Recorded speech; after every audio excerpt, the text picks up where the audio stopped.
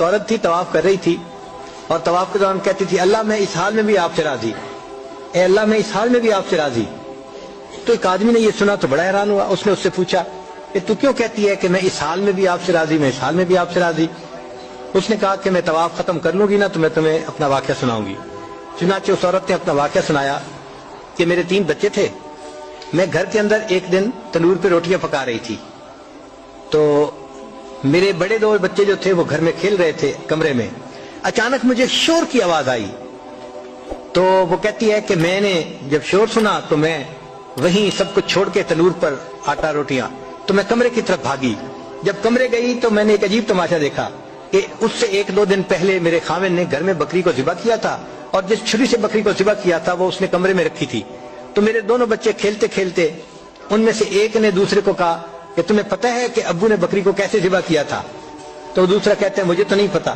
وہ کہتے ہیں اچھا آؤ میں تمہیں بتاتا ہوں کہ کیسے ابو نے ذبح کیا تھا۔ تو میرا درمیان والا بیٹا جو تھا وہ زمین پر لیٹ گیا اور بڑے لڑکے نے اس چھری کو اٹھا لیا۔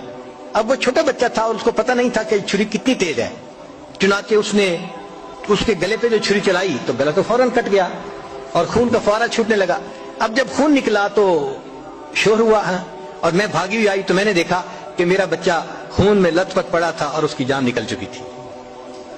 اب میں نے سوچا کہ میرا بڑا بیٹا کہاں ہے جس نے یہ حرکت کی تھی؟ وہ ڈر کے بھاگ گیا تھا اور کہیں چھپ گیا تھا۔ کہنے لگی میں نے اسے دوسرے کمروں میں دیکھا تو کہیں نظر نہیں آیا۔ جب صحن میں آئی تو وہاں میں نے تنور کے لیے کچھ لکڑیاں رکھی ہوئی تھیں، ان لکڑیوں کے پیچھے وہ جا کے چھپا تھا۔ کہنے لگی میں نے پیچھے سے اس کو جا کے جب دیکھا تو اس نے مجھے کوئی جواب نہیں دیا۔ جب میں قریب گئی تو مجھے پتا چلا کہ اس جگہ کے اوپر ایک سانپ بیٹھا ہوا تھا۔ یہ بچہ چھپنے کے لیے جب لکڑیوں کے پیچھے گیا سانپ نے اس کو ڈسا اور یہ بھی وہاں مرا پڑا تھا۔ کہتے میں اس کی لاش اٹھا کے لائی، ایک بچے کو ایک چارپائی پہ لٹایا اور دوسرے بچے کو دوسرے چارپائی پہ لٹایا۔ پھر اس کے بعد میں نے فیل کیا کہ میرا تیسرا چھوٹا بیٹا جو کرالنگ کرتا تھا، رینگتا تھا، وہ کہاں ہے؟ وہ مجھے نظر نہیں آ رہا تھا۔